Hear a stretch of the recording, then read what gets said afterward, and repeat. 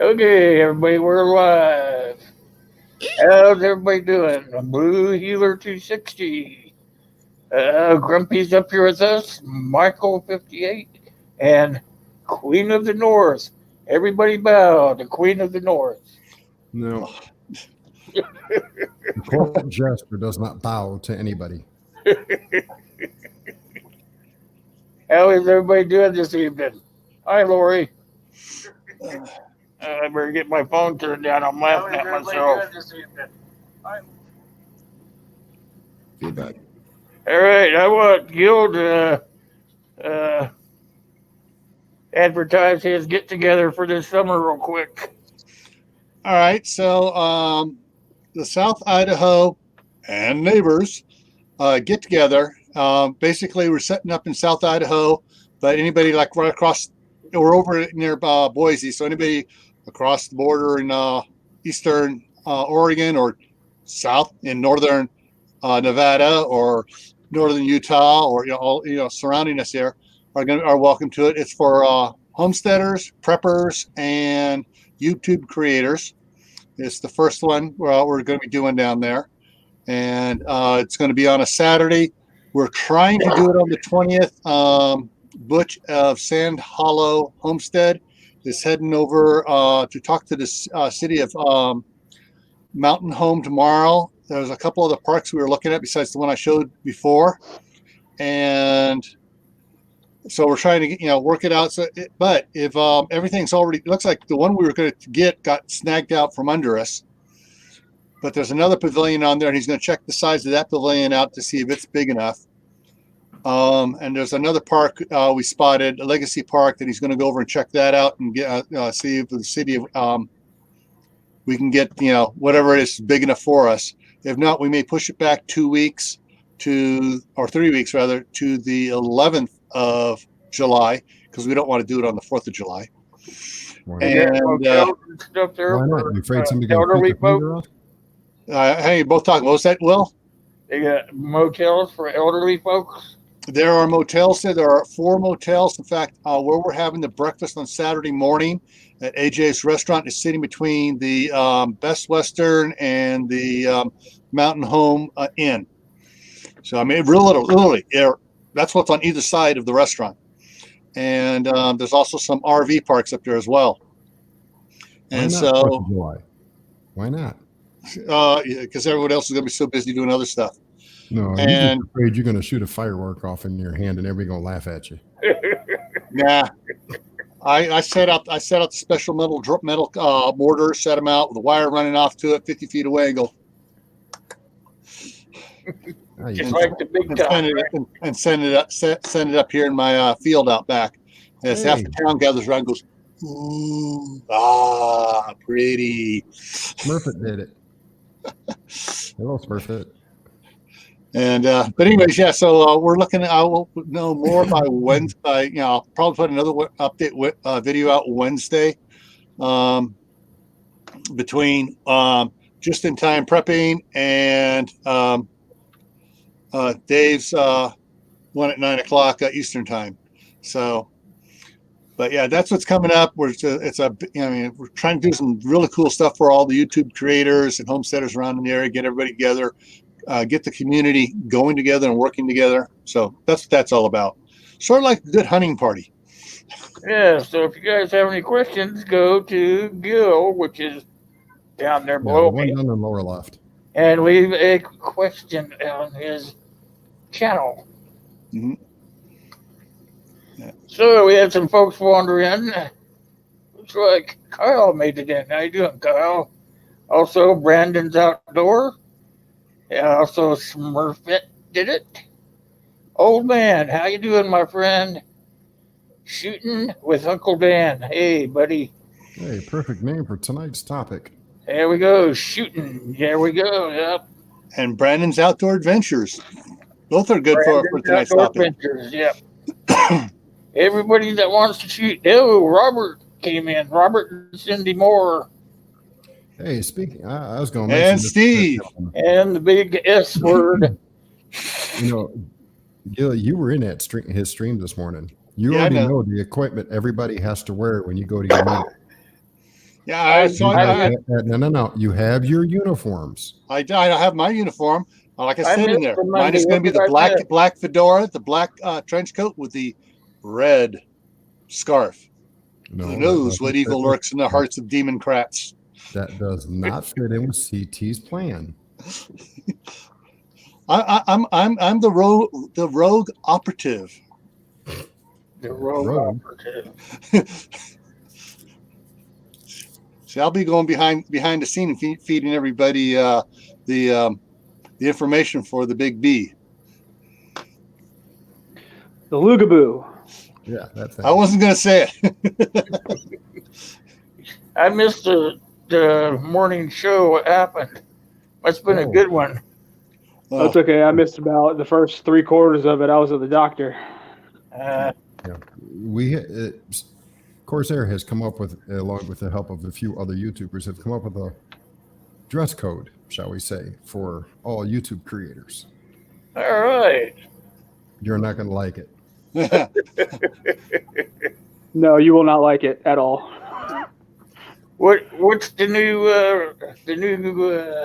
Well, it depends on what You have to. group you're going to be in. yeah, which group you're going to be in? But the main group, Yeah. the main body is the big ugly Hawaiian shirt with the Kilt. Camouflage pants. camouflage pants or camouflage kilt, and it's not just camouflage pants. It's the what was he said, the those big old puffy ones. And the only people that can wear kilts are people who can prove their Scottish heritage. They also have to have the long sword be painted blue. But see, we figured you'd probably want to be part of Wes's group. Yeah, with the Yeah, chaps one that with don't the have big a button. guns. The whole man bun, assless chaps, and all that stuff. Yeah, you got to have the Nah, buttless chaps. that's not me. Like I said in this thing, I'll be there in my black fedora, my black trench coat, and my red scarf, saying, "Who knows what evil lurks in the hearts of these Democrats?" Bill's just going to pretend he's part of the deep state. No, I'm beyond the deep state. I'm attacking them from the rear. Dirty. Woodland pattern, he says. Okay, now that It we've sounds completely like I derailed the missed a entire good one for conversation, sure. stock up on your vitamin C, folks. Get your vitamin C. Well, we're supposed to be Get talking it about while it's good. hunting basics tonight, you guys. So I was going to start off with hunting basics. Let's go looking for a gun. Hold on a second. I Well, forgot. first we have to determine what we're actually going to be hunting. Mm-hmm. Deer, bear, elk. antelope. Deer, probably deer, bear, varmints, probably. What you guys think? Well, that's what I'm saying. If there's some non-hunters out there, which there very well could be, we don't want to assume that they know what we're going to be eating or hunting. So we want to make sure we hit every single, because everybody wants to go for the big ones. They want to go for the bear. They want to go for the moose, the elk, the deer. But in reality, you're probably not going to get those very often. So yeah, if you're not going to go for any of that, you might want to go. Let me see if I got something else up here. Oh, Jay. There it is. That's for the smaller critters. Did it come up? No, it didn't come up. Hold on. You got one up too, right? I'm bringing up hunting clothing. Getting some of Yeah, that I stuff saw there. that over there. Hold on a second. I noticed Go something. along the line of Anthony there. What I do? Mm, I don't know. I didn't catch what he said either. I was reading the chat. Sorry. Miss Laurie's I can't read the little print. I'm just guessing. Oh, Yeah, there let's they be are. talking about what Steve had going earlier today. Well, I was reading what Jay said about the hunting Right shows there. have a lot of people. Oh yeah, trapping Yep. snares. That's if you want to go out looking for the little critters. Well, that's Just snaring. Make sure you check the laws of your local state, because in some states, snares are illegal. Yeah. Hey, play preppers. As is certain types of feet traps. Things are going upside down or something. You might be able to get away with it. Well, trapping is good because it allows you to do other things while you're trying to get food. But when we're actually talking about hunting, there's a lot more to it than what Jay was saying in the thing. Actually, I completely agree with him. You don't just drive out to a tree stand with a four-wheeler and wait. It's not how this works. It's much more to it than that. If you've ever gone hunting before, you know this. Yep. You got to go out and scout the area first, right? But yeah, you got to scout. You got to find out where they're going, because you're not going to get anything if you're just kind of walking out in the woods and waiting. You got to find out the game trails. Game trail meaning the natural inclination for animals to travel, where there's a nice, already worn trail where you can tell big game have been going. You also want to make sure you're closer to water. Several things out there. I mean, I could talk for days about things, signs you want to look for, but if you, we can do it now where we can put up game, trail cams. That way we can have eyes that can see how many things actually come by. But you can sit on an old trail where you think something's going to come, but nothing's been using that for a while, and you won't see anything. You'll starve. Absolutely. That's where you're going in and scouting first. So before you ever put your trail cams up, you want to make sure something's traveling through there. Yep. And then second, put the trail cam up and see exactly what it is coming through there. And if you go old school and you learn how to read trails and tracks and stuff, then you know whether or not anything's been on there. You just need to see how often it is. That's, if you look at it, go out on certain trails, you can tell nothing's been on here. Or you're looking at another one like, whoa, this is a major highway. And it's fresh. And picture up there is about the clothing you want to wear while you're out there traipsing around. Well, the funny thing is, I've killed a deer in blue jeans before.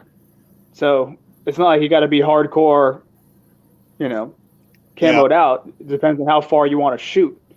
If you're using a gun, or if you're using a bow, or if, you're blind or what. Because you can be in a blind where you have a window this big, and you can wear a Hawaiian shirt with, a purple hat. It doesn't matter. You can do whatever you want to behind a blind like that. So yeah, it depends on what you're doing. But every time I ever went out, I wanted to look the part. I always wanted to ramble out there. I was just one of those kind of guys that, oh, wow, I'm going to be out in the woods. I'm going to go get my camis on.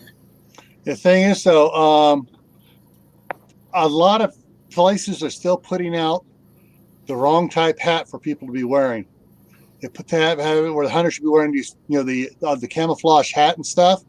No, the orange ones.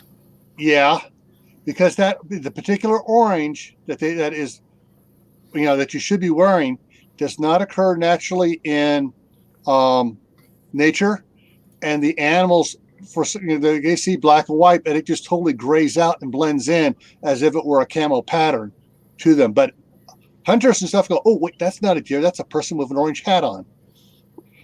Robert said he killed a deer pulling his pants up one time. Oh, my uncle shot it from his window while he was pooping. A friend of mine was walking down the road to get from one point to another, and the road made a sharp turn. He walked around, and a deer ran right into him, running up the road. And he didn't even he got his rifle almost the way around, and then when the deer collided with him, the shot went off, hit the antler right near the base, and stunned the deer. It's like Pepper. Yes. Pepper said he killed one once with a Ford F-350. Yeah. There's all sorts of camo stuff you can get, and you can even get camo underwear. Why? I don't know. I'm not real sure about that either. You can get camo underwear or stuff, and you get the ghillie suits and everything else. But don't forget, you want to make sure you have the orange hat so other hunters can see you, and don't mistake this glob walking around here in the woods here for movement of a deer and shoot you instead. Oh man, you know what? One time I was out hunting, and I had all my orange on. This other guy did too, but he Hi, shot a Ori. deer. He was so stupid that when he shot the deer and gutted it, he pulled it up onto his shoulders, but instead of turning it up backwards and carrying it out backwards, but first on his shoulders, he put the deer head up on his shoulders where the antlers were sticking up. I about shot his ass. Doo-doo-doo. Yeah. While we're figuring out what we're going to wear and what we're going to hunt, you kind of got to know what signs to look for. So I Mhm. threw a picture up, if Will wants to throw it up here real quick, for those who are uninitiated and don't know what to look for. Oh, Areas like that. That's a deer bed down. That's where deer go to sleep every night. And I got 5 different areas within walking distance of my house where I have track like that. deer beds That's are. right up my backyard. All the vines and all the briar bushes, if it's difficult to get into, that's where they like to bed down. They can hear you. But when it comes down, you also want to pay attention to what you're actually hunting, because with deer, if you got a long shot, you don't need to have all that camo on. But if you're hunting something like turkey, yes, you need to have a pretty good pattern, because they have a much better eyesight. Deer, more along the lines of your nose, they're going to smell you before. Yeah, they don't have real good eyesight. Well, I mean, it's sharp enough, but I've had deer, 20 feet from me, stare me down, blow at me, because they don't see me, but they can kind of get a smell. They're like, I don't know if something's there or not. So they blow at you and they stomp to try to get you to move, so then they can run off and white flag you. But their eyesight's not as good as, say, a turkey is, because every time I go turkey hunting, God, those things can see you. So you got to be real still. Yeah, that's why I threw up those traps, because traps are a lot easier to take care of. You can still go out there and hunt and leave those traps up in case something comes up behind you. You could even use some of those steel traps for deer and stuff like that. Now, a lot of different ways. Yeah, we're not going to be able to cover everything in even 3, 4, 5 weeks. Mm-mm. But for basic hunting stuff, hey, take a course if you haven't been hunting before, and meet there's somebody. Yeah, and there's also there are a bunch of videos online. You just Google hunting instructional videos, and some of them are kind of like, dude, really. And others of them really take care and get into the details and do things right. Others are just throwing something up there just to get clicks. But some of them are. It's really easy to get into a hunting safety class. They have them for teenagers. Some states require some states require it before you even are able to go out and hunt for anything. Yeah, mine does. Yeah, California has a hunter safety class you're supposed to go to. I fell asleep in it. For those of people that don't like to shoot firearms, there's always a way to go hunting. You could always, some states you can't. Yep, use one of these critters here. No hunting. I want to say states like Indiana. I know it was Indiana for a while. I don't know if they do it still, but it was only shotgun. You could only use a slug. You couldn't use a rifle. There's a lot of states that only have like a very, very small rifle season. So being able to do muzzle loader or bow will get you a longer season. Yeah. And there's some folks that they hunt both seasons if their state allows it. When I was the last time I went hunting in California, you bought a zone ticket for which you have all these different zones, and that you can only hunt in that class zone. And so you buy that, you can hunt in any season so long as you have your tag for that zone. But you only get one deer per tag, and you can usually you can only get one tag unless you're able to do an individual and a group hunt. And that's how it was in Washington too. You have to have a special drawing for a doe, and they're in only special areas that you can take it. But And the other time, you just go buy a license and you can get one male deer, a buck, and it had to be visible antlers of 2 inches or better. If you shot one below 2 inches, you better be hiding that baby good before you bring it off the mountain, because they take your gun away from you and they won't let you hunt anymore. They're real strict on their laws. Well, that's what I like about SC. We have a pretty long and open deer season. We still have tags and whatnot. I remember I shot a button buck one time because I was about 125 yards away and I couldn't see. I thought it was a doe, and I was going to fill my doe tag. And luckily, I had one antler left, because when I got up on him, he was his little spike. Actually, it wasn't button buck, but he was a spike. But I couldn't tell from in my scope because it was like 10 minutes before twilight was over. So that's another thing. You want to make sure you know when the deer are moving, because I've seen deer go at 10 o'clock in the morning, almost noon, and they'll just be standing out in the middle of the woods. But I've also seen them where they don't, they know hunters are in the area.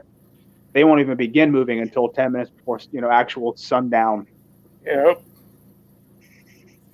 That's another good thing to know, is know exactly when they're going to be moving around and when they're not.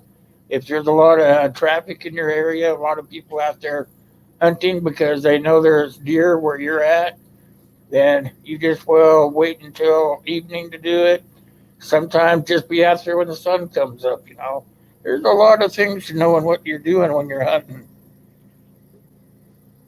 I've taken deer at any time. I've gone 10 o'clock in the morning, 3 o'clock in the afternoon. It depends on the time of year, because if it's a rut, especially, heck, you'll see a horned up buck run through at 4 o'clock in the afternoon. He don't care. But then again, if he's on a mission. But if it's late in the season and they know the hunters have been around for a while, they might not move at all until it's completely dark. Yeah. So you might not get anything. The last time I went hunting, when I was up there at the beginning of bow season, first day of bow season, I was out there with a bow and I did the impossible. I also had my katana. Yeah, Steve, deer One went right by me. Usually move halfway through its neck. Got down. And they'll come just as the sun's coming up. They'll be moving towards their beds. That's what they like to do. It depends, Steve, because if it's early in the season or there's not really any hunting pressure yet, they'll come out in the middle of the day. But if there's a lot of hunting pressure, they're going to go nocturnal, and you won't see them at all because they'll be going at night. But nothing's set in stone. When there's something called rut. For those that don't deer hunt, that's when the bucks are too busy worried about breeding and not thinking common sense. So they're going to chase after doe. And that's why it's dangerous when you're driving, because they're going to chase after a doe. A doe's going to run across the road. 3 seconds later, you'll see the buck and you'll hit the buck. You won't hit the doe, but you'll hit the buck. Same principle when you're out in the stand, same principle. You'll be sitting out there, a doe, you'll let the doe walk, and next thing you know, wham. So, you never know. And if you're in like some of the big mountainous areas, like in California and up here in Idaho, like several weeks after the season opens and stuff, the big boys are moving to the higher country. They'll be down low. You'll see them 2 weeks before the season opens.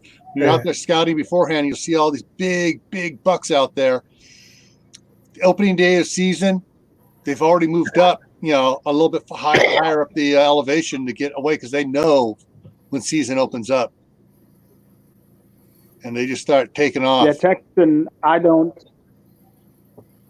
prefer to eat doe if I have a choice. I'm gonna take doe to eat. I think they taste better, or a young buck. A young buck is the best. Yeah, a yearling or. So If Bambi's they're on the 2.5 years older, then I don't think they taste very good, in my opinion. You can get a 2 or 3 year one, but as soon as you get it down, cut those musk glands in the back legs, and that'll save a lot of that gamey taste. You also, if you're watching the deer, you see one running around and stopping, running around and stopping, don't shoot that one. Because if he's bouncing around a lot, he's nervous and his adrenaline's pumping. That's also going to affect the taste of the meat. Old school. Well, same with shot placement, you want to make sure that when you're taking an animal, if you have the opportunity, you know what you're practicing to the point where if you're using a bow, you're very confident in your shot and your ability. Same with the rifle. You know where you're going to put that bullet because you don't want to hit a gut shot or go high, go low, and have to worry about hunting down this deer a mile, 2 miles later to find it bled out, horrible, Bottom of a ravine or something. It just, Yeah. I'm not saying it's bottom of, but I mean, just they're gonna keep going until they die, and it's a very, what's a good word for it? Like torturous, like death. You know, you want to try to treat these animals ethically. A lot of people don't think about the ethics when it comes to hunting, but in reality, you know, you want the animal to die as quick as it can. That way, it preserves the meat, but you don't have to worry about chasing it and tracking it forever. But Yeah. That's what I used to do when I hunted. Is I would actually find the trails and take a couple of days to find them. I wouldn't be out there chasing them. I would make sure that I knew the trail they were on. I knew about when they were going to be, where they were going to be at. I would just take my time and I'd walk. I'd just watch what I was walking on. And then I would just prop myself up next to a tree and wait for him to come right by me. Boom, get him. You know, Yeah. it just depends on the hunter. Like I took my time and made sure that I was going to get it with one shot and it was going to fall down. Because I learned way early that if you get in a hurry and shoot them, they'll fall down these big ravines. Washington has some deep ravines, and I didn't like pulling them back up. So I just got a totally good game plan down and followed it. That's one of the things we did. We'd go out, we'd start 4 weeks before season opened, and we'd go out just to see where the new logging trails were, the logging roads. Years for We would mark dinner. and then we would we had the topographical maps and we draw on them where the new roads were, and then we'd also mark where we spotted good new trails, and then we would come back 2 weeks before season opened, verify stuff, look around a little bit more, and we spend some time out there just where we thought we wanted to go, and we'd hit those areas and watch those areas early in the morning and in the evening. Do that for a weekend, and then the same thing a week before. So we'd see what the patterns are and figure out where they're going at. So when we go out opening day, you know, we'd be out there and we know exactly where we're going to be and get there ahead of time. We usually got a deer day 1 or day 2.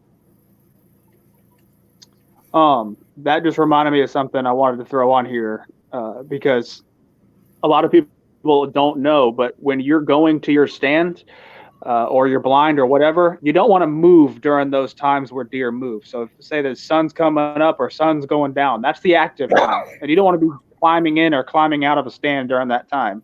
So you want to either wait till it's completely dark or, go leave an hour before actually, they start moving. But your whole goal is you're not trying to let them know where you're actually staying at. Not to mention, you don't want to walk around the property. Say you have 5 acres. You don't want to walk the entire 5 acres and get your scent everywhere. So they know you're there. So you have the opportunity, stay away from a lot of the places if you can, and just kind of go in shortest way possible and then leave shortest way possible. That way you're not spreading your goo all over the place, if that makes sense. Yeah, I used to go sit on my tree about 3 in the morning, just sit up there and wait for the sun to come up. Move as little as possible. Yeah, we'd go out early too. What we would usually do is the night before, everybody in the group, we'd use believe it or not, Boraxo hand soap and wash ourselves down, get all the scent off, because when that washes off, it doesn't leave a scent on your body. There's no perfume in borax. And then we'd all use something like Menon unscented deodorant or antiperspirant, antiperspirant to keep ourselves from sweating as well. See, up in Michigan, we did. I always run through. We did it Say again? up in Michigan. We would take in 6 months before we go to start hunting.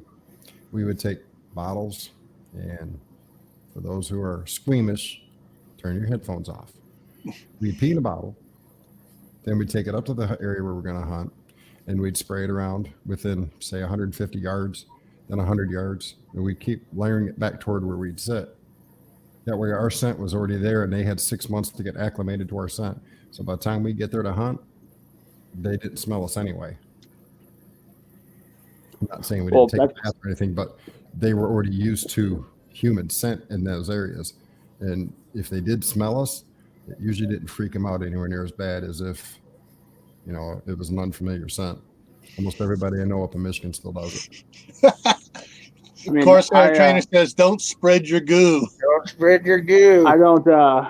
I walk my property all the time, so my smell is out there regardless. But especially during hunting season, I'm gonna tell you, like, they smell you. Like when I say that they've come up on me, they like to flank you. They're you'll have one or two. Uh-oh. Oh, you froze. Deer in a headlight. Uh-oh. That's what happens when the deer catch him. That right there. You got me? You were froze like a deer in a headlight. I'm sorry, that happens sometimes.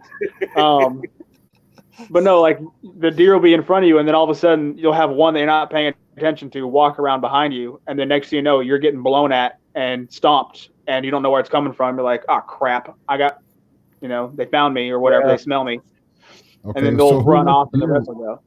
Who let the deer watch Jurassic Park to learn that? They're smart. They didn't survive smart for no reason. Yeah, if you got your own property and you've got deer coming across your property, I didn't have any deer. I didn't live anywhere where there was a deer on my property, but I knew guys that did, and they would walk the property all the time, and those deer would like shadow them. They would stay right in the brush and shadow them, in the spring and the summer, just so that they knew where that guy walked on the property. And then when it got closer to deer season, he would change his pattern of how he walked through the property. And pretty soon he got to doing it where he could just stand on his porch, and they would walk right down and come out on the edge of the out and walk the edge of the clearing. He would just pick them off. Old school prepper asked a question of us, guys. Yeah, I was going to address that. Go ahead, Anthony. For bird, you can use 20 gauge and you can use 12 gauge. It all depends on what you're more comfortable with, what you can, actually do. No problem.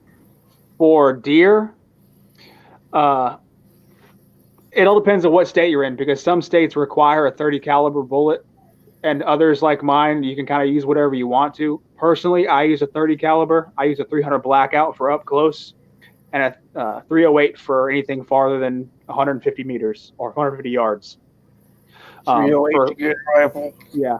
If I'm like, I don't hunt out in really long distances, but I know people that do, and they like 308, 300 Win Mags.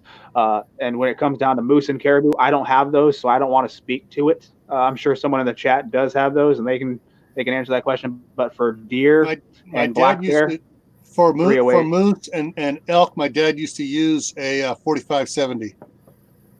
Oh, that's we blow a hole and everything.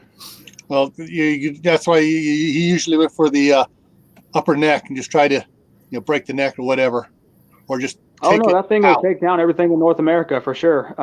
It's just not a very rangy cartridge, so you're gonna have to get kind of close. But I've also seen some of the guys I went with were hunting with the 357 in rifle.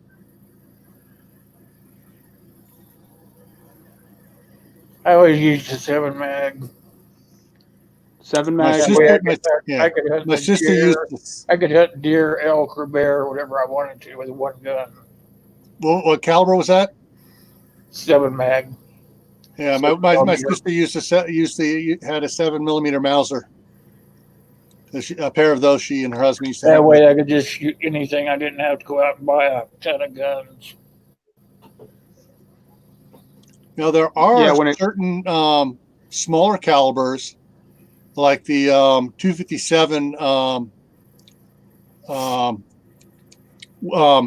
257 Webley. that it's it's fast, it's powerful enough, it'll bring down deer no problem.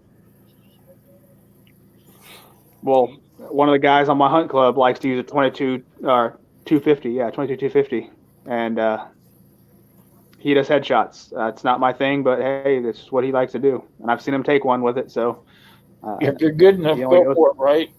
he goes for the headshots. That's kind of his thing. It's not my thing, but I've also seen him miss. That's how my mom would do it. She'd try to cut him right behind the ear every time, and she's pretty good at it. Yeah, 357 is great, especially in a like a lever action. It's 44 lever. Oh yeah, those are absolutely fantastic for medium-sized game. Absolutely, and obviously shot placement is key here. If you can get a heart shot, awesome. But liver and lung, I usually go for a lung shot, depending on how far away I am, because double lung, they're not going to get very far. So Yeah, they one can way. only take a couple breaths and they're done.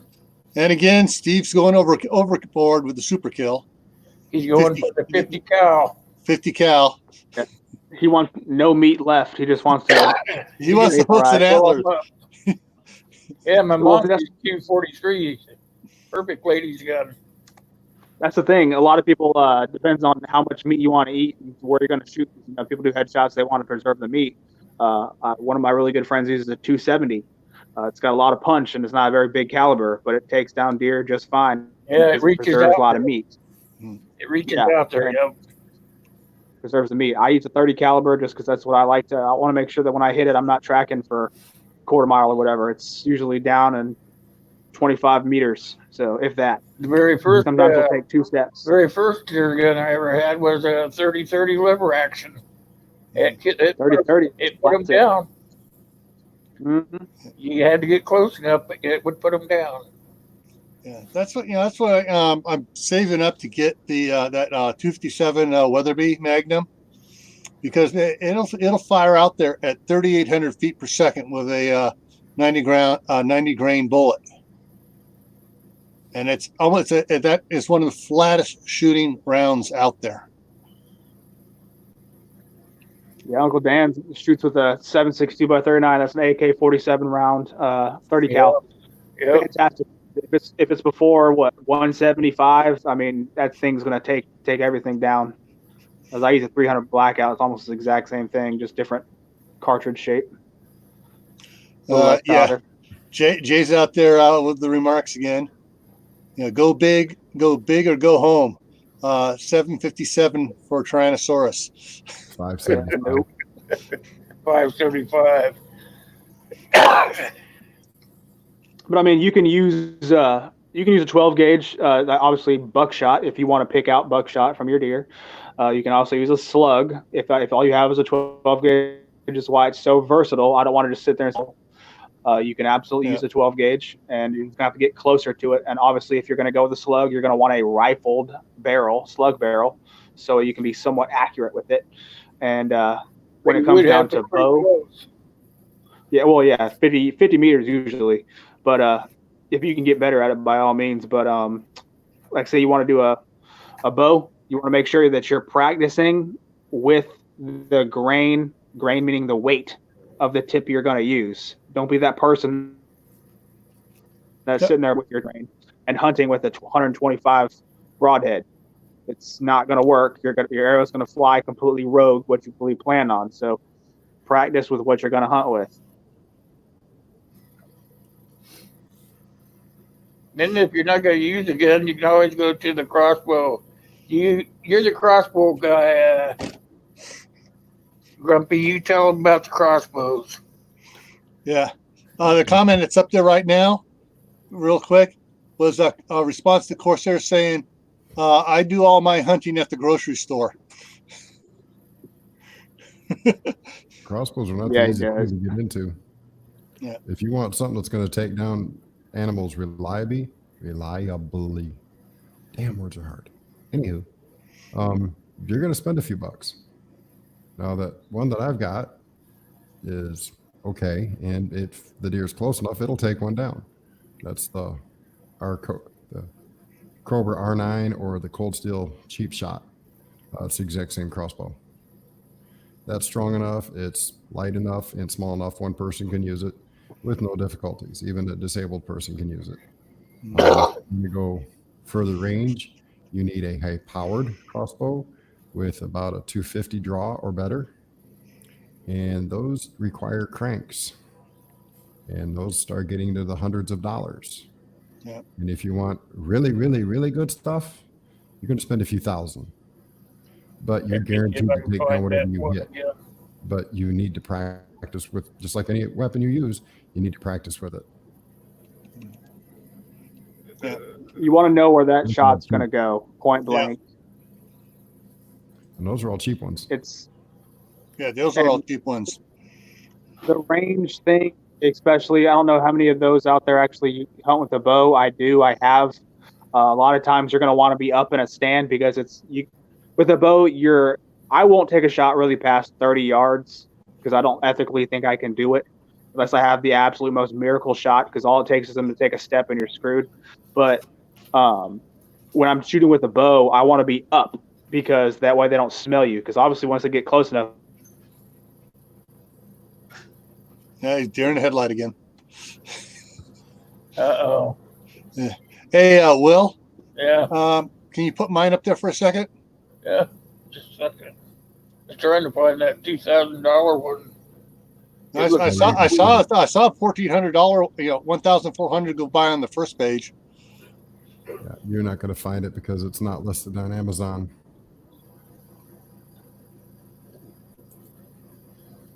My back. Yeah, all right.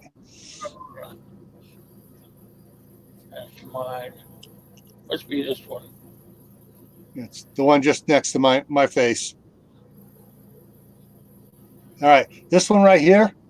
This is the bow I've had for 35 years. This is the Golden Eagle.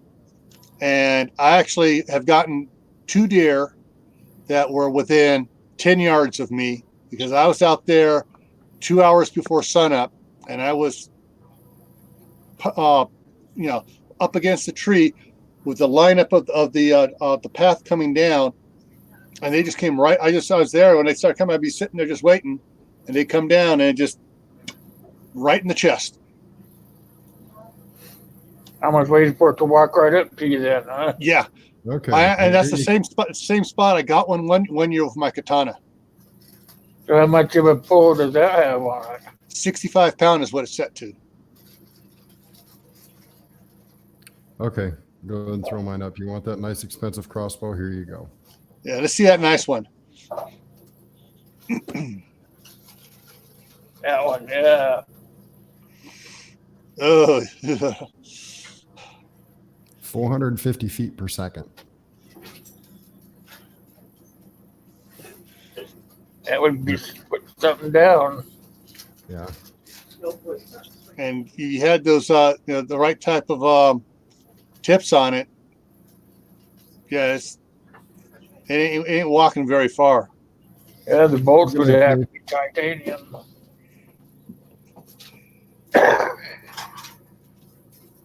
Yeah, that's a nice one. It requires a crank. There are other ones that are slightly more expensive that have a built-in crank that is super simple to use. And now they are coming out with steam assisted. It's Steam assisted. yes. It's called the Nimitz. I'm sorry, I couldn't resist that one. Do I need to look that one up for you there, Will? No, you can if you want. Am I still buffering or am I good? Oh, you're good. Okay. Here's an example of a broadhead. I like these kind versus the mechanical ones, the ones that spring load out. With these, if you hit like a branch or something, it's really not going to affect the flight like one of those mechanical ones. So that's why I like to stick to something like this. So what, the mechanical ones are the ones that kind of spring in like that when they hit something? Yeah, it's almost like They like collapse, right? The point does.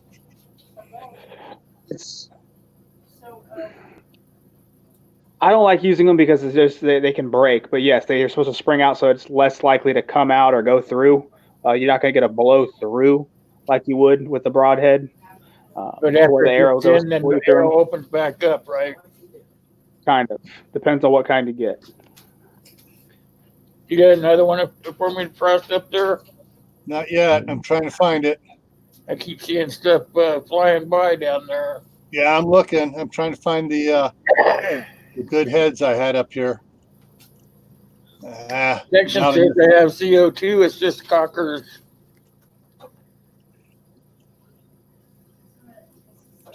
okay, it's not in this one. Where it might be the other one be. Oh, there. All right, Steve. Thanks for coming by.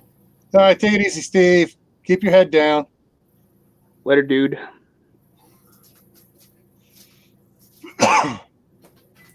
Yeah, Jay, I've done that before. I didn't see anything, and I woke up and I had a deer 25 feet from me.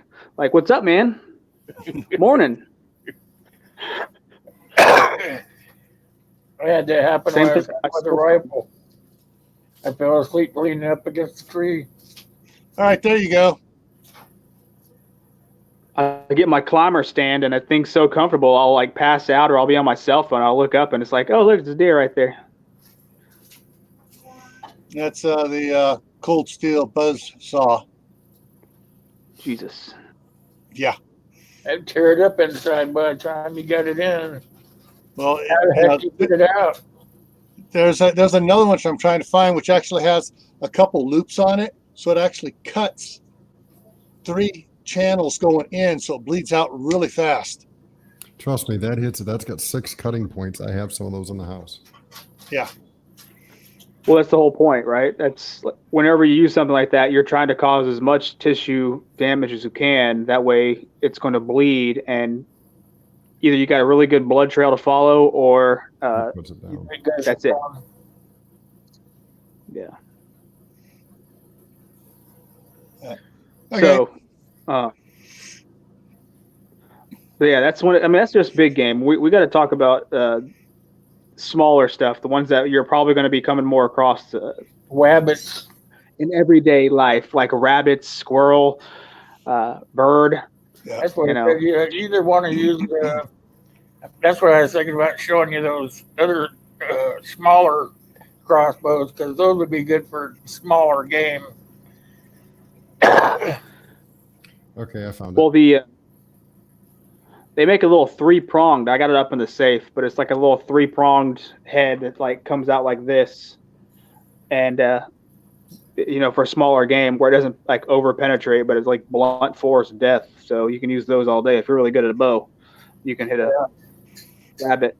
Be good practice too, so you could get real good with it. But I There's would the use a pneumatic. 22 LR if I had the opportunity. 22 LR. That's why I stack so many for a small game like squirrels and raccoons and All right, well, you name it. Yeah, I'm wanting to get one of those pretty bad. 22 LR. wrong one. Oh yeah. Wrong one. Yeah.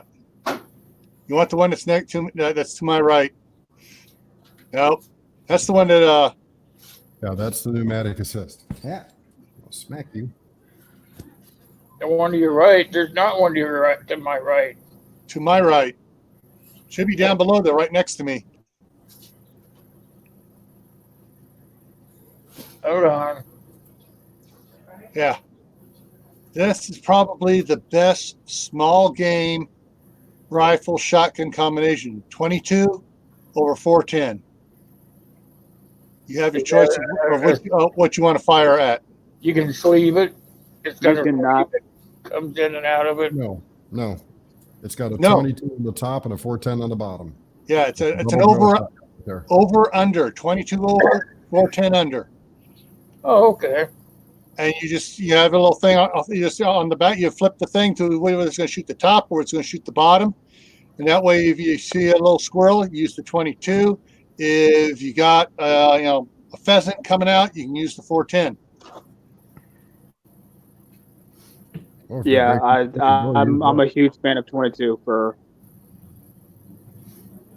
Absolutely. I will always use it because it preserves the meat. Now you can use a 17 HMR, but those will blow, the head off of something. So use a 22 LR, even a 36 grain, expansion one. I mean, they make them now hollow points, 36 grain hollow points. CCI makes them. Yeah. They'll take down a raccoon easy, one shot. So There's another why not? option for small game as well, and that is high-powered air rifles. Yeah. Yep. I was going to be bringing that up here in a minute as soon as I can find that link again. Well, then I'll just shut up. All right. Well, you can go ahead and drop that down while I hunt for the other one here.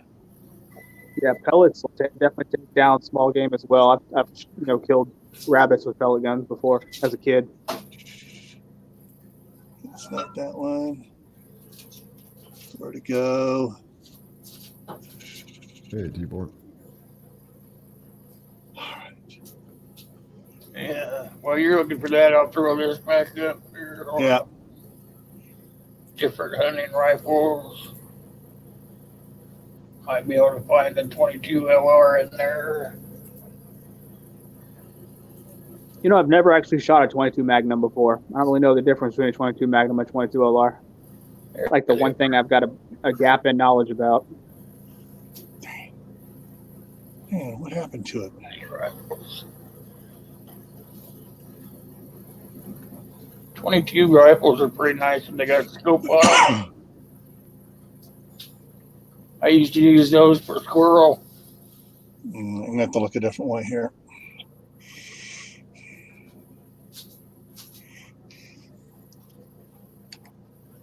See 50 caliber there for Steve.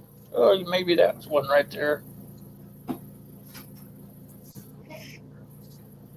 No. Can I catch you in the morning? Or right before? I only work on Tuesday, Wednesday, and I don't see any 22s, dang it. Now I found, and I put it up on one of your other live streams, about last month or the month before, with the air rifles. They had the links for those guys that in Britain that go out and they hunt the rats and stuff all around the farms. They get hired to come in and clear all the rats out, and they're using a high-powered air rifles that have the air bottles on them. They charge air bottles up to 3,000 psi, and they just go out there and just shoot, and just take down all sorts of squirrel, the rats, the rabbits, and the groundhogs. I know in Montana when I was a kid, they used to give us $2 for every muskrat that we would bring back, because muskrats were just tearing up the fields where the cattle grazed. We'd go out there and sit on the hill and just every time they poke their heads up, shoot them. Okay, I got one here for you.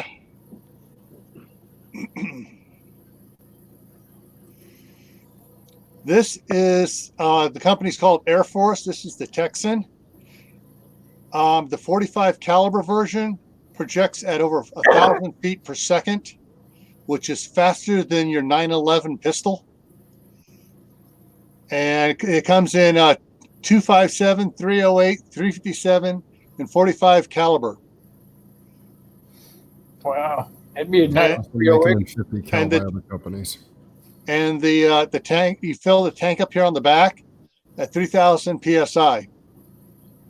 And then you go out, and with the 45, you get probably about 5-6 shots out of it. But if you're hunting a deer, and there are some of the guys that hunt deers with these things, if you're doing more than 5 shots, you're a lousy hunter.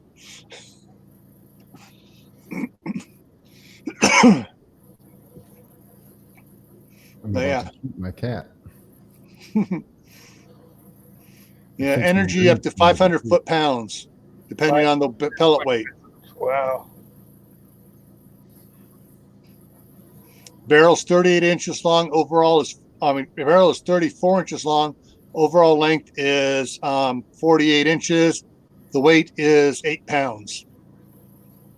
And it's single action bolt.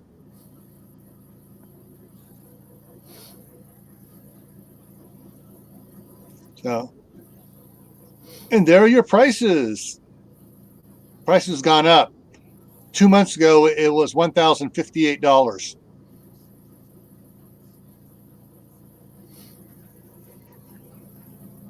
Well, Yeah. I'll keep my 22 cheaper. But that 5 shots is for the 45. But if you're shooting the 257, you can get twice as many shots or 3 times as many shots out of it. Well, Okay, just I keep in pulled one mind up of that if you're American using a Company. Well, if what you're was using that? a semi-automatic, you have to pay attention. Some places you have so many in your magazine. I know in South Carolina I can only have 5. So Yeah. if you're using a semi-automatic rifle, 5 rounds is it, depending on whatever location you are. Well, you might be able So to know use your laws. an air rifle then. But see, in a lot of places like in California, the air rifle isn't considered to be a deadly weapon. It's not limited to the 5 shot capacity because it's not under the firearm I'm just saying in general, like in general. Yeah, but, California has a 3 shot for. I don't know. They were trying to push the 3 shot maximum for hunting. yeah, we have 3 per bird. If it's bird, you have to have a plug in there, so you can only shoot 3. Yeah. Yeah, 30 years ago, you could have a 30-round magazine in your semi-auto, and you could have 8 shots in your shotgun. Yeah, if I'm hunting hog or coyote, I can have a 30-round magazine all day. They don't care. But if I'm hunting deer, I have to have 5. You're hunting hog, you're going to need a 30-round magazine because there ain't going to be one coming at you. It's going to be the whole passel of them. Well, if you got 8 or 9 of them, you want to take them all out by all means, especially if you're down in Texas. Yeah. But there's a bunch of these different ones out there. If you want to go air, so it's in the United States, air rifles are not considered firearms. So unless you're traveling on an airplane, then they get all finicky about it. I would still ask Cargo. if you have the opportunity. Yeah.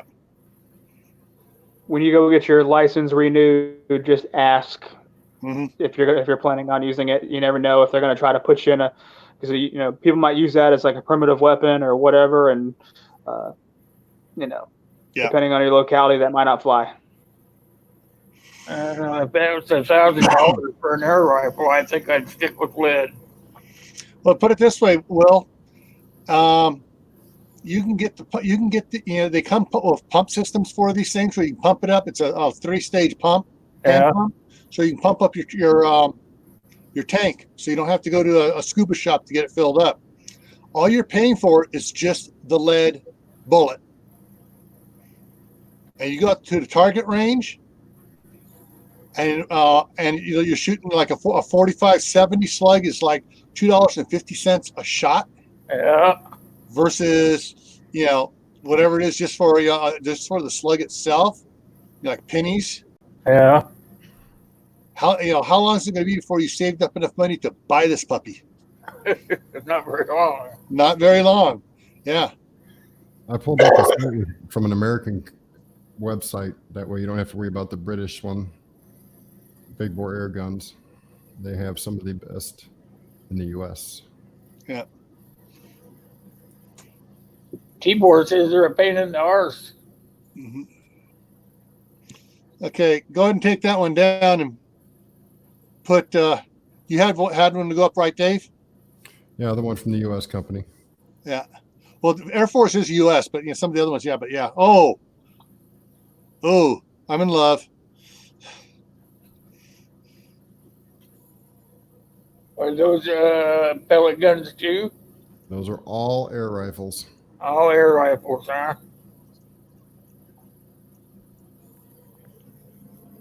Well, they're kind of spendy too. Yeah, they're not cheap. Yeah. But like I said, you're not spending. You're not spending $2.50 a shot on those. Yeah, I guess it would be worth it. There's one right there, under $1,000, 357 cal. I just don't see the point in, just get a $200 22 LR and you can stack the rest of $800 worth of 22 LR and you'll never run out, period, ever. Yeah. Be a No lot. point. A lot of ammo you can buy for a 22. Yeah. Even for, even for something like the mini ranch rifle, the mini 14, 223, you can stock a lot. Yeah, I just don't see a point in having one of those fancy dancy air rifles. I mean, yeah, it's cool and everything, but 22 LR. If I didn't not? have any other money that I wanted to spend on something, I might buy one of those. But I could think of a lot more things to buy with that kind of money. Sure.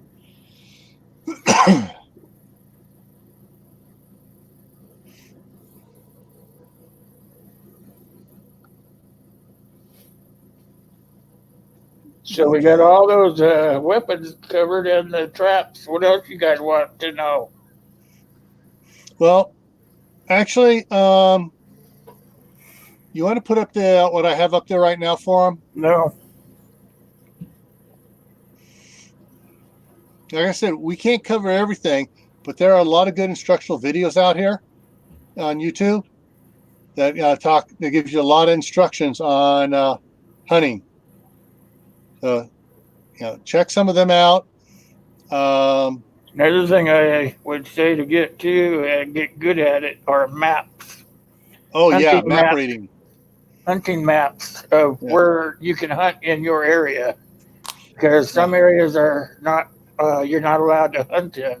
So just go get a hunting map of your area or whatever area you're going to, and make sure that you can read it and navigate off of it, which means going back to your orienteering again. So there's even on dove hunting, deer hunting. There's a lot of instructional videos out here. Archery hunting. So yeah. Potato cannon. Sure. Yeah, that is that Tyler here? Yeah, he said he's got to figure out how to hunt with one. Hey, you take a potato and you put a bunch of 16-pound nails in it. I mean, 16 penny nails in it. Yeah, you can take down a deer at close range.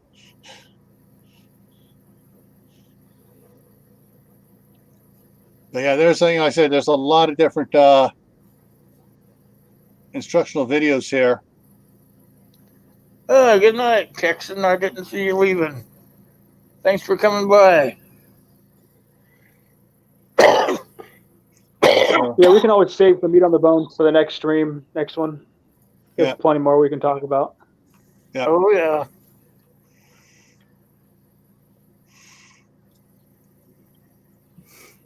This was just the basics. There's a ton of stuff you can go into. Yeah. And that's the thing, too. Before you go hunting, take your, like Anthony said before, take your rifle to the range, practice with what you're going to be shooting with. If you're archery, go to an archery range, practice with what you're going to be hunting with. Don't do some real lightweight, paper wad cutter round where you're going to be hunting with something a lot different, a lot heavier and bigger.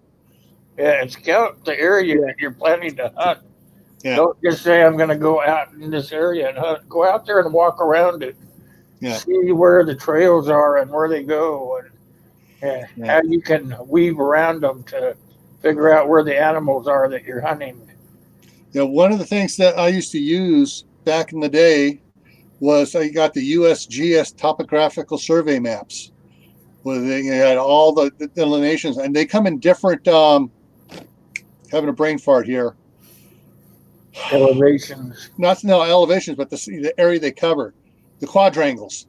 You can get the different quadrangles. You can get them in full quadrangles, half quadrangles, or quarter quadrangles, which is the size area the map covers.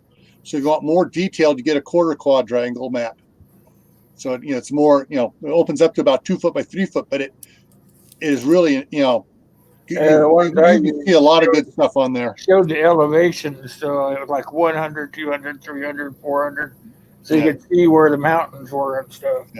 Now there are some software programs for satellite imaging that gets in really close, and it's I can't remember the name of it right now. I'll try to have it by next week, but it's I have to look it up again. But basically, you can download the program. Yeah, it's a little pricey, but you download it onto a tablet, and you can go out there with your tablet, and as you're scouting the area ahead of time, to see exactly where you're going to go, and see, like if you're looking at a regular map, even a topographical, sometimes you don't realize what's going on out there as far as trees, rough rocks and stuff. This you can zoom in like Google Earth on steroids. You can get zoom in and really see the up close of an area. Yeah, that's right, T-Bar. Well, you want to go out too for the head if you can, but I always, if I couldn't get the headshot, I always shot for right behind the shoulder. You shoot right behind the shoulder, you got a chance of getting the heart or the lungs. Yeah, I go behind the shoulder. I don't know what I was going to say. Oh, you want to make sure, depending on where you are, because obviously what's going to work for me in South Carolina might not work for those in, say, Idaho. But in South Carolina, we have a really big problem with briars and grapevines. And that site you may look at online on Google Earth, you may not see how thick it is to walk through. And if it's that thick, you ain't going to see no deer because they're not going to go through that crap. They're going to take an easier way. So there's no point in going out to an area that's completely so full of overgrowth and nothing can walk through it. There's no point in going there. So look at it if you have the opportunity. Yeah. Look at it beforehand. Go out at least a month beforehand just to scout your area. All right. Now, the good thing is make sure that you know what you're shooting and how to take care of it. Nothing worse than going out and getting your gun all gunked up and not being able to complete the mission that you went on.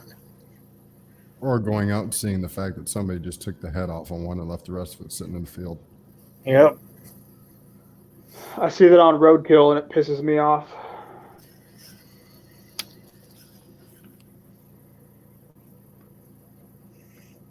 I've also seen people shoot deer and not know how to transport it, or track it. So you'll find a deer just in the middle of nowhere, dead, because they gut shotted it and couldn't track it down. Or didn't want to.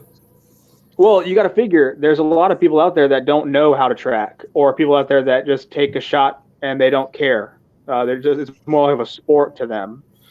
So, I hate to say it, but those people exist. And what Anthony's saying there about people not knowing how to track, there are a lot of people out there that don't know. They think, I'm going to shoot the deer and that's it. And they don't realize they got to gut it and all the stuff they got to do to it. They don't know how to butcher it and stuff. And and that's going to be even more prevalent in a SHTF or Tawaki situation. You have idiots out there trying to kill cows all over the place and they don't know what to do with it. Depending on the size of your animal, you may have to quarter it up and take it out that way. Yeah. A friend of mine from up in Canada, he used to have these like roll up sled type things that they strap the deer on or the moose or the elk on, and then they pull it in that nylon Teflon type surface, and they would make it a lot easier to drag it out. One thing I wanted to add in here is when you do shoot a deer, say you're shooting, going for a whitetail or something, you want to give it 10, 15, 20 minutes before you actually start going after it. You don't want to automatically assume that it's dead, because what's going to happen is if you do get it in, say, a one lung or whatever, you don't want it to get up and keep running with adrenaline. So the minute you shoot it, you're going to want it to jump off its 10 or whatever steps and lay down and then die. If you immediately go after it, there's a really good chance it's going to get another adrenaline boost and get up and run farther. Absolutely. So that's one thing for new hunters, they don't realize. It's like they shoot and it's like they automatically want to run after it. It's like, no, wait. You'll hear it. You'll hear the thing. It'll jump, fall down. And Give you it a get few minutes. within sight of it, but just sit there and wait. 'Cause Just give it sometimes a few minutes. sometimes they're not dead. You can get right on top of them, and if they got horns, they can get you. Oh yeah. Yeah. Well, you also want to. I mean, you can also. I've done this before. You can get two in one day. I mean, there's sometimes where you can shoot one, it'll jump around and die, and as you're waiting to climb down from the stand, another one's will walk out. Yep. And boom, got a twofer. I've done that before once, but I did it.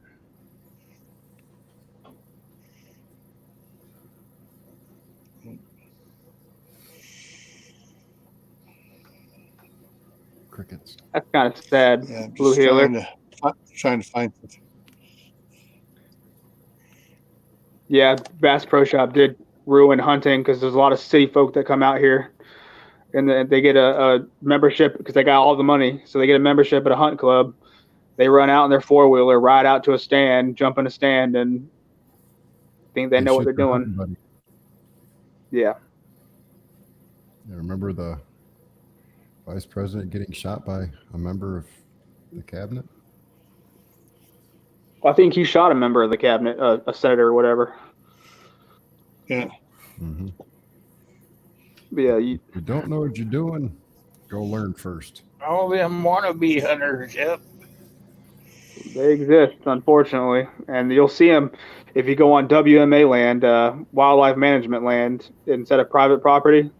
They'll be out every tree, especially in the middle of the hunt season. Here, you'll walk out and see a climber here, and they'll be on cell phones talking. They don't care.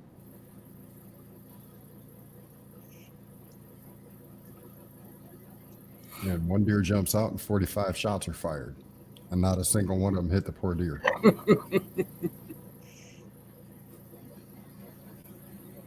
Yeah, I agree, Blue Healer. Go if you want to learn how to do it. You need to get with somebody who's been doing it for a while and just tag along. I'll gladly take anyone with me when I go out hunting deer just to see what they need to do. It's not Hey, that Brian. difficult. Just do it. Hey, Okay. trying. Yeah, I haven't been hunting in probably 30 years. I did it. What, 3 months ago? December, 2 months ago? Yeah, 3 months ago. So My I do it every child year. support kind of put a kibosh on that. My I child can't support do it no more because of my lung. You can go hunting.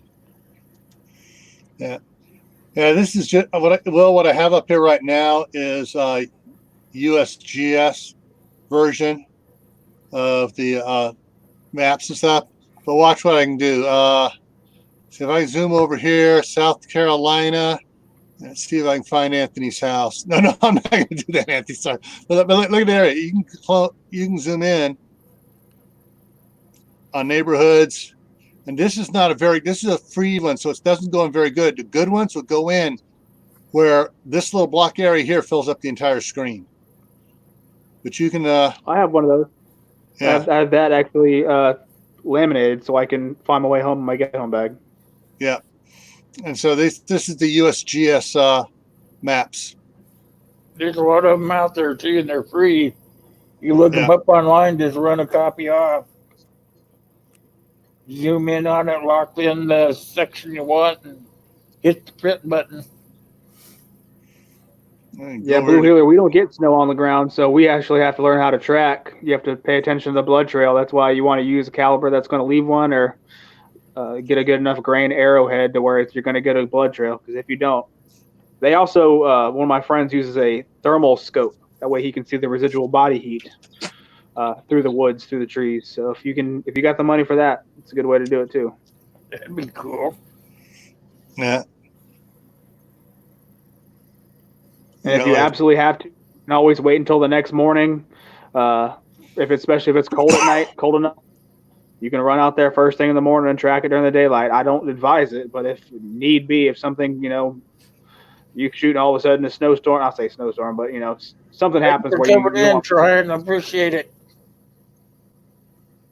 Don't be late for work. Yeah. I think we all got the virus. Yeah. I get shit in my lungs because it's that time of year. Yeah, actually, the trees are trying to get me pregnant. Yeah, getting stuff off all the trees now. The early spring pollen. Yeah. Of course, around here, Well, we got here right now is all the salt dust on the roads. Yeah, we need a good rainstorm to wash all the salt dust off the road here. Oh, we had one of those last night. Yeah. Let's see here. Up here, Bonner County. There's Bonner's Ferry. Yeah, you're right, North Blue Healer. Idaho? Depending on where it's at, you don't want to leave it out for too long because coyotes will get to them. But if you have no choice, that is an option. That's why I always have some rope with me and get it high enough in a tree. Well, if you can find it, then you should have any excuse. But if you just can't find it, you got to call someone with a dog or whatever you got to do. Do what you got to do. But I've never had a trouble tracking a deer before.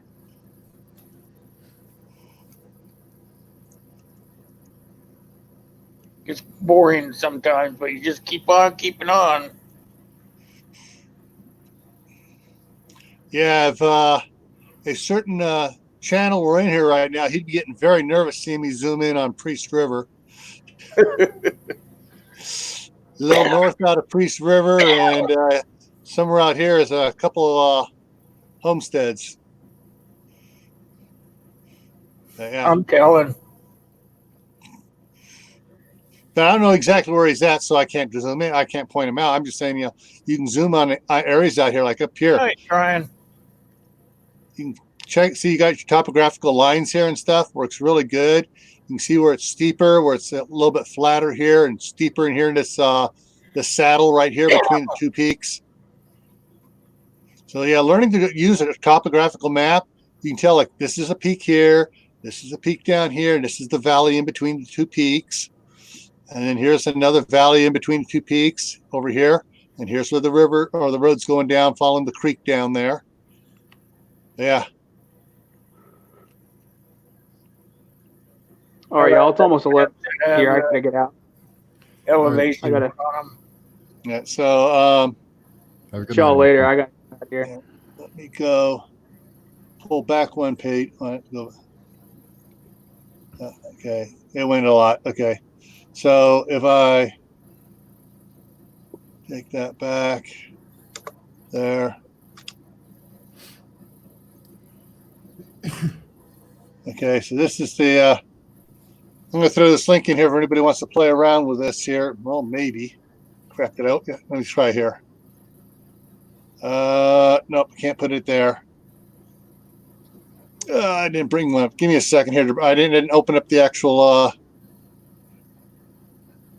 didn't open up one for me of the regular.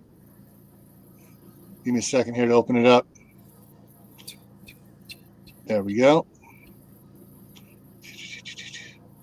Now I'll be able to put it in here as soon as it loads. Saddles. That's what are on my horses. Uh-huh. And it's trying to load. Mountain peaks.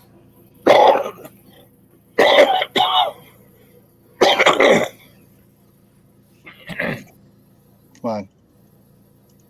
Come on, Chad, open up. There it goes. Okay, here we go. All right, so there's the link to that page right there.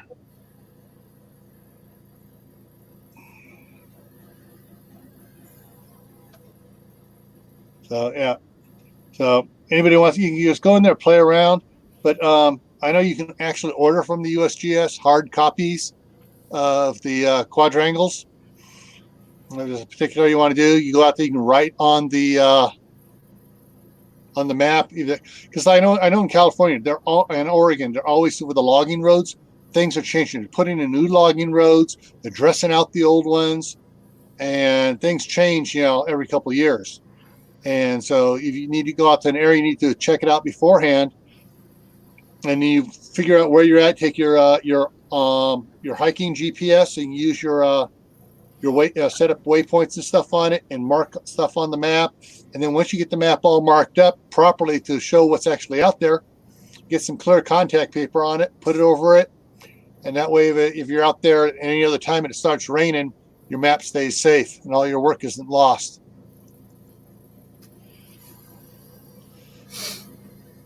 Don't need no stinking maps. I got memory. Hey, how you doing? Gotta love carpet pythons, you guys. Hey, Hey, gay.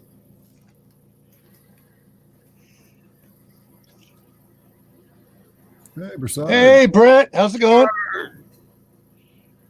So, but yeah, this is, I love some of the new technology on these ones. Like I said, this one's free, but if you buy one of the expensive ones, you can really zoom in a lot closer than you can with this one here. I mean, You it's can like, get- Oh, the You newer can put ones, the the hairs ones on you have to pay for, yeah, has but the elevation marks on them.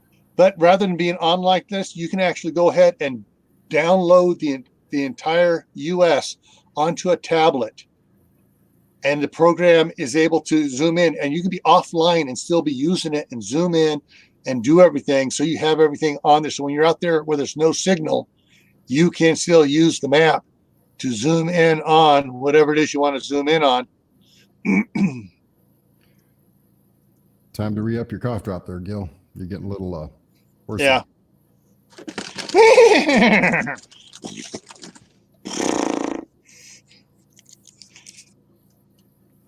See, like I can only zoom in. Come on. That's as close as I can zoom in. Yeah, Here. there are some that you can zoom in right down and count the hairs on the gnat's butt. Yeah. But this is a cheap freebie from the USGS. But yeah, if I were to, try to zoom in down closer here, it would It says no. yeah, it says no, won't go in any closer. So I can get closer with Google Maps, but some of the other ones make the difference between this and Google Maps. It goes that much more beyond Google Maps. See, I like it because I can tell when Google Maps comes through my complex because their cars are butt ugly. And have that big ugly thing on top of it going. And all the little cameras at all 6 points around the car. So I stand in front of my window with a machete in one hand and a big old sword in the other hand, just staring at him with a white mask on. So every time they go by my apartment, they actually have to delete that image. Every time I see him come in, I do the same thing. One of these days, I'll actually just leave the picture in there, but it'll be funny. Yeah, it's Freddie. It's Jason Voorhees or Michael Myers. Of course, it'd be my unfortunate circumstances that public housing would see that. They get rid of me because you're threatening the neighbors. No, it's Halloween. But they took it in March. I don't expect to see them again because they were just here in January, so they should be back in. Probably Because right they gave up up the April. peace symbol. Yeah. So, yeah. All right. Let's go ahead and pull that one out of there. Well, we're coming up on an hour and a half. Is that where you want to cut it off at? Yep. We'll go on next week, you guys. We're going to stay in hunting, but it's not going to be basics. We're going to go on into the next session. Maybe we'll cover maps a little better next week. And any of you good hunters out there want to, come up on here and talk and be on here too? Shoot Will an email and let him know. That way he can send you the link ahead of time. Yep. If you want to share some of your information, let us know. We'll bring you up. Because you can talk a lot faster than you can type. Absolutely. Keyboard. I like what Blue Healer just said down there. I would say 95% can't read a road map. Everyone relies on GPS. Oh, you got a good point there, Blue Healer. I'll tell you what, right now, when I started driving truck, there was no such thing as GPS available to the common public person. It was reserved for governmental types. You couldn't drive a truck if you couldn't read a map. Yeah, when I did underground construction, I had a dump truck and a trailer with either a backhoe or a dozer on it, and a Thomas guide. Thomas Brothers. That's how I found where I was going. If you couldn't read one of them things, you didn't have a job. That's I used to have one for the entire state of California. Yep. Then I had one for Contra Costa County, Alameda County, Napa County, because they got even in closer and easier to read than the whole state book did. State book got you the general area. You pulled out then you pulled out the county book to get into where you really needed to go. Yep, I had the big book. Yep. Another And then place- in construction, I bet you were always drawing new roads on there for the new housing developments. Well, I got to deliver it back up in here. Yeah. Well, they would always tell me, "Well, go on your map and go to this spot, and when you get to that spot, just stop. I'll come and get you." That too. Another place to get maps is your local county extensions office. You can get a plat book. Most run around 15 to 20 bucks, and it covers everything in your county. And it is elevation and all your markings and everything in it. The county plat books are a gold mine of information. So if you're learning to read maps and you want to be able to learn about elevation and topography and all that, go down, pick yourself up a county plat book, and practice with that. Hey, Julie. Hey, Julie, And we missed you. side note, if y'all need soap, hit Julie up. I opened up a package she sent me. My whole house smells a whole 100% better. Yeah, but you're a bachelor house. Hey, easy. That means it's not that hard to make, or it is hard to make this place smell good. I mean, it's a bachelor house, right? Yep. Yep. So it takes a lot of work to make it smell good.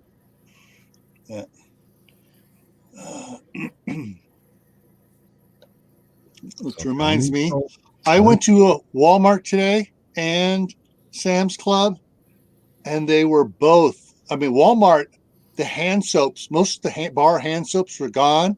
All they had was Irish Spring and Dial. All the others were gone, but they did have the big, huge bottles of the antibacterial hand soap, the big, huge monster ones, like a gallon, and it's like, really? Everything else, all the small sizes, the medium sizes, the large were gone, but they had the extra large, super duty industrial, end of the world size. And heavens, that stuff smells so nice. I'm afraid to use it. I'm going to put a hole through it and hang it from the center of the house and let a fan just blow gently on it. Give me a nice constant air freshener. Oh, I lost Anthony. That's where I was getting. Yeah. Yeah, he left a while ago. He said he had to get to bed. Yep. All right, you guys, say something to say goodbye, Dave. Say something to say goodbye, Dave. Well, I'm right now ordering my Baraxo hand soap on Amazon. Baraxo. Yep. A 4-pack. Strong. A 4-pack for $16. 12-ounce containers. Get it by the end of April. Let's see. Add to cart. And it says proceed to checkout. See what it says in checkout here. I will get it guaranteed delivery by March 11th. Oh, that's this week. Yeah, that's the day after tomorrow. Good job. All right, you guys, we will see you next time. Wednesday at, Not kidding. I think it's 3 o'clock. And tomorrow night at That's too 7 o'clock Mountain Time is Tactical Tuesday, and we're talking about foot protection. Foot protection. Flip flops? Really? Tactical flip flops must be able to carry a 15 Sandals. 45 Crisscross ACP. sandals.